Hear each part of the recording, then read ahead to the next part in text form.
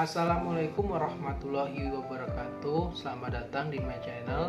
Izin memperkenalkan diri, nama saya adalah Ahmad Nurmawan dengan NPM 1913031003. Saya adalah mahasiswa kelas A Pendidikan Ekonomi FKIP Universitas Lampung. Di video kali ini saya akan menjelaskan tentang proposal penelitian saya yang berjudul Pengaruh Motivasi Belajar, Gaya Belajar dan Kondisi Ekonomi terhadap Prestasi Belajar Siswa kelas 10 SMA Negeri 1 Oku Timur pada mata pelajaran ekonomi. Baik, langsung saja kita masuk ke latar belakang dari proposal penelitian saya. Prestasi belajar merupakan salah satu hal yang sangat diharapkan oleh setiap siswa. Dengan prestasi belajar yang bagus, seorang siswa bisa mendapatkan penghargaan dan mempunyai nilai lebih dibandingkan dengan siswa yang lain. Pada umumnya, prestasi belajar seorang siswa dilatar belakangi oleh berbagai macam faktor. Selain faktor-faktor tersebut, juga terdapat faktor lain yang mempunyai peranan tidak kalah penting dalam kegiatan belajar, yaitu gaya belajar dan kondisi ekonomi keluarga. Selanjutnya, tanpa adanya motivasi belajar, walaupun dengan kondisi ekonomi yang baik dan gaya belajar yang cocok, maka akan sulit bagi siswa untuk bisa meraih prestasi yang baik.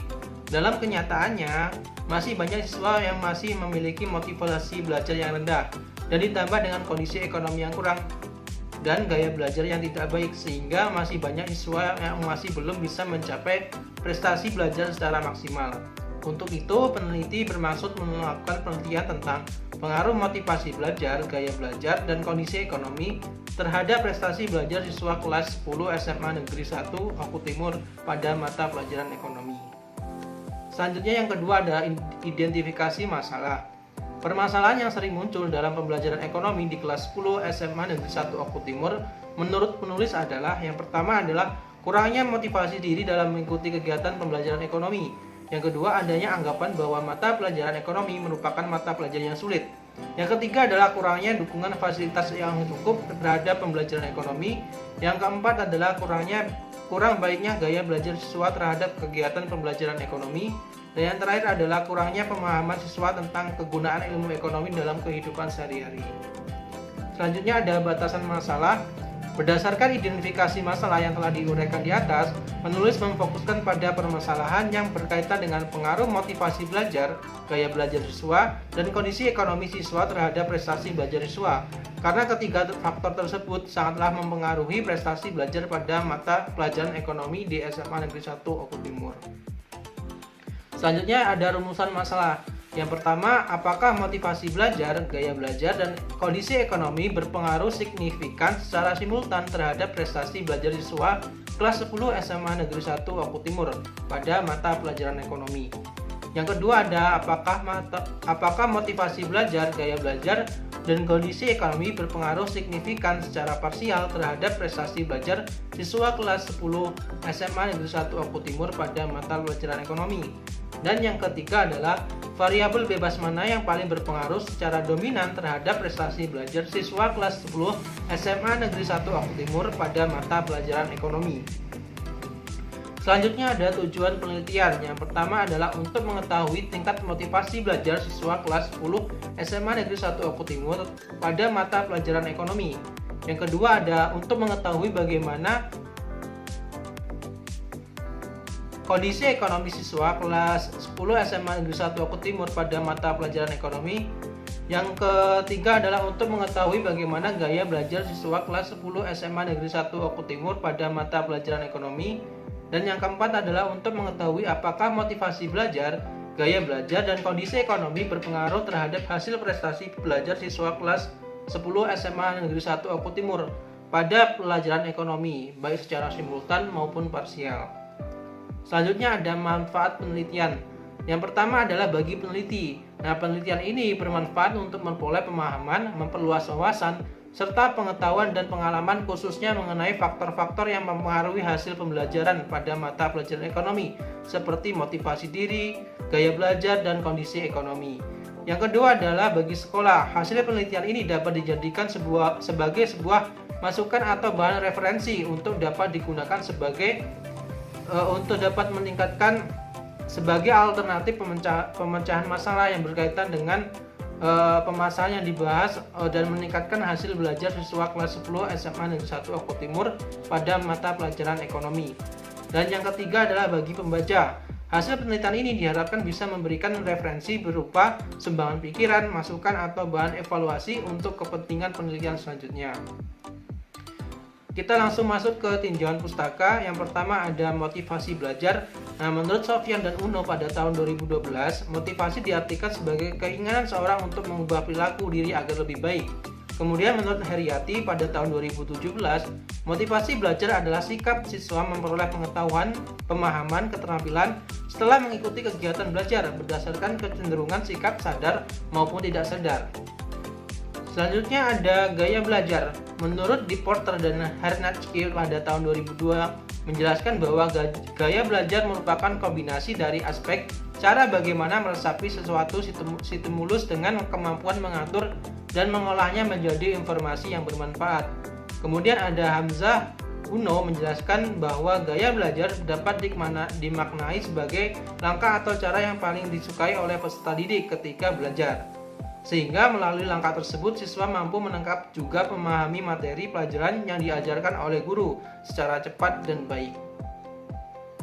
Selanjutnya ada kondisi ekonomi.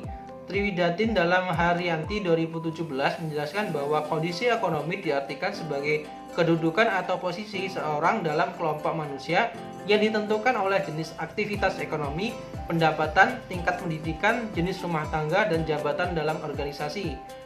Selanjutnya menurut Rusnaini dalam 2013, kondisi ekonomi keluarga adalah keadaan di mana keluarga itu dapat bekerja dan menghasilkan sesuatu sehingga dapat memenuhi kebutuhannya. Selanjutnya ada prestasi belajar. Omar Hamalik di tahun 2008 pada bukunya halaman 27 dalam bukunya yang berjudul Proses Belajar Mengajar menyebutkan bahwa belajar merupakan modifikasi atau memperteguh kelakuan melalui pengalaman. Menurut pengertian tersebut, belajar merupakan proses suatu kegiatan, bukan suatu hasil atau tujuan. Bahkan bukan hanya mengingat, akan lebih tepat dalam daripada itu, yaitu mengalami. Prestasi belajar bukan merupakan suatu penguasaan hasil latihan, melainkan pengubahan kelakuan. Kemudian ada penelitian terdahulu. Yang pertama adalah penelitian yang dilakukan oleh Kadek Ali W dan kawan-kawan mengenai pengaruh sosial ekonomi dan perhatian orang tua terhadap prestasi belajar ekonomi siswa kelas 10. Yang kedua ada penelitian yang dilakukan oleh Marianto Pardosi. Ini mengenai pengaruh model pembelajaran inkuiri terhadap masyarakat belajar dan gaya belajar terhadap prestasi belajar matematika. Selanjutnya ada kerangka pikir. Di sini terlihat bahwa motivasi belajar yang merupakan variabel X pertama, kemudian ada gaya belajar yang merupakan variabel X kedua, dan kondisi ekonomi yang merupakan variabel X ketiga itu berpengaruh secara simultan maupun parsial terhadap prestasi belajar yang dilambangkan dengan variabel Y. Selanjutnya ada hipotesis penelitian. Yang pertama adalah atau H0 merupakan motivasi belajar, gaya belajar, dan kondisi ekonomi tidak berpengaruh signifikan secara simultan terhadap hasil prestasi belajar siswa kelas 10 SMA Negeri 1 Oku Timur pada mata pelajaran ekonomi. Yang kedua adalah motivasi belajar, gaya belajar, dan kondisi ekonomi berpengaruh signifikan secara simultan terhadap hasil prestasi belajar siswa kelas 10 SMA Negeri 1 Oku Timur pada mata pelajaran ekonomi.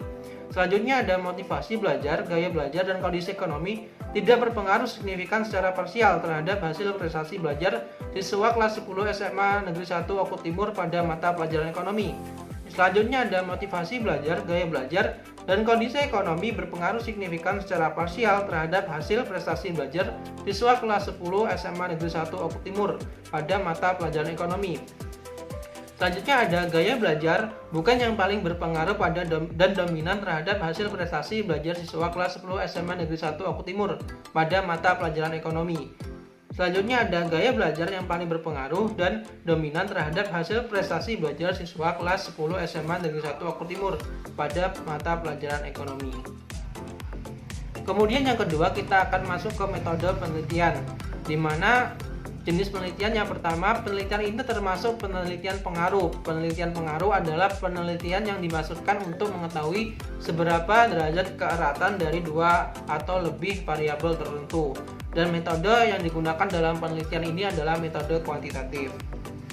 Selanjutnya ada populasi dan sampel, di mana populasi adalah keseluruhan dari objek penelitian berupa kumpulan atau merupakan wilayah generalisasi yang terdiri atas objek atau subjek yang mempunyai kualitas dan karakteristik tertentu yang ditetapkan oleh peneliti untuk dipelajari kemudian ditarik kesimpulan. Nah, populasi dalam penelitian ini adalah seluruh siswa dari dua kelas, yaitu kelas 10 IPS 1 dan 10 IPS 2 SMA Negeri 1 Oku Timur. Tahun ajaran 2020-2021 yang berjumlah 140 orang siswa. Kemudian ada sampel. Sampel adalah bagian dari jumlah dan karakteristik yang dimiliki oleh populasi. Nah, teknik sampling yang digunakan dalam penelitian ini adalah probability sampling dengan cara simple random sampling. Jadi berdasarkan perhitungan dengan rumus Solvin yang diperoleh, yaitu sampel yang peneliti perlukan sebanyak 25 sampel. Selanjutnya ada variabel penelitian. Yang pertama ada variabel independen. Variabel ini sering disebut dengan variabel stimulus prediktor. Dalam bahasa Indonesia sering disebut dengan variabel bebas. Kemudian dalam penelitian ini yang menjadi variabel independen atau variabel bebas adalah motivasi belajar yang dilambangkan dengan X1, gaya belajar yang dilambangkan oleh X2, dan kondisi ekonomi yang dilambangkan oleh X3. Kemudian selanjutnya ada variabel dependen. Variabel ini sering disebut juga dengan variabel output, kriteria, atau konsekuen. Dalam penelitian ini, yang menjadi variabel dependen atau terikat adalah prestasi belajar yang dilambangkan dengan Y. Selanjutnya ada teknik pengumpulan data. Yang pertama adalah menggunakan angket, di mana teknik pengumpulan menggunakan angket adalah teknik pengumpulan data yang dilakukan dengan cara memberikan seperangkat pertanyaan kepada responden untuk dijawab. Yang kedua adalah observasi, di mana teknik observasi ini adalah teknik pengumpulan data yang dilakukan melalui suatu pengamatan dengan disertai pencatatan terhadap keadaan atau perilaku objek sasaran. Selanjutnya ada uji persyaratan instrumen. Yang pertama ada uji validitas, di mana menggunakan teknik analisis product moment, di mana menggunakan rumus RxY sama dengan N dikali sigma XY dikurang sigma X dikali sigma Y per akar dari N dikali sigma X kuadrat min sigma X kuadrat dikali N dikali sigma Y kuadrat min sigma Y kuadrat. Kemudian selanjutnya ada uji reliabilitas, di mana menggunakan rumus koefisien alpha Cronbach's. Rumusnya itu adalah R11 sama dengan K per K-1 dikali 1 min sigma alpha beta per sigma alpha T. Selanjutnya ada teknik analisis data, di mana ada yang pertama ada uji normalitas. Uji normalitas ini dapat bertujuan menguji apakah data-data tiap variabel penelitian berdistribusi normal atau tidak. Untuk mengidentifikasi dan data berdistribusi normal adalah dengan melihat nilai Taylor significance yang jika masing-masing variabel memiliki nilai lebih besar dari 0,5 sehingga dapat disimpulkan bahwa variabel penelitian tersebut berdistribusi normal.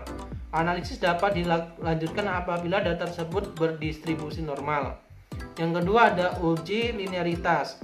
Nah, uji linearitas digunakan untuk mengetahui apakah variabel bebas atau X dan variabel terikat atau Y mempunyai hubungan linear atau tidak. Untuk mengetahui hal tersebut, kedua variabel tersebut harus diuji menggunakan uji F pada taraf signifikansi 0,5 atau 5%. Yang ketiga ada uji multikolinearitas, di mana uji multikolinearitas ini adalah dilakukan untuk menguji apakah model regresi ditemukan adanya korelasi antar variabel independen. Nah, model regresi yang baik sebenarnya tidak terjadi korelasi antara variabel independen. Model regresi yang baik seharusnya tidak terjadi korelasi di antara variabel independen. Dan yang selanjutnya ada uji hipotesis, di mana kita menggunakan rumus regresi linear berganda, di mana maksudnya regresi berganda adalah suatu model untuk menguji pengaruh independen variabel terhadap dependen variabel, di mana independen variabelnya terdiri dari dua peubah atau lebih. Analisis regresi berganda digunakan apabila peneliti bermaksud meramalkan bagaimana keadaan atau naik turunnya variabel dependen bila dua atau lebih variabel independen sebagai faktor prediktor dimanipulasi, dinaik atau diturunkan nilainya, yaitu menggunakan rumus Y sama dengan A plus B1X1 plus B2X2 dan B3 plus B3X3, di mana Y ini berarti variabel dependen, X ini berarti variabel independen pertama, X2 itu variabel independen kedua, X3 variabel independen ketiga. A ini harga Y jika X sama dengan 0 dan B koefisien linear berganda. Selanjutnya ada uji statistik F.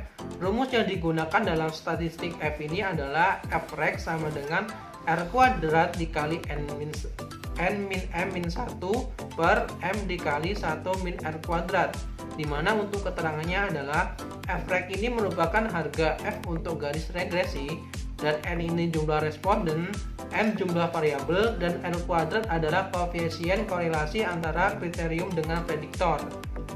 Dari hasil uji F ini dapat disimpulkan bahwa harga dari F hitung dikonsultasikan dengan F tabel pada taraf signifikansi 5%. Jika F hitung lebih besar atau sama dengan F tabel, maka hipotesisnya diterima. Begitu juga sebaliknya. Baik, mungkin itu saja yang dapat saya sampaikan. Apabila ada kekurangan, saya mohon maaf. Saya akhiri. Wassalamualaikum warahmatullahi wabarakatuh.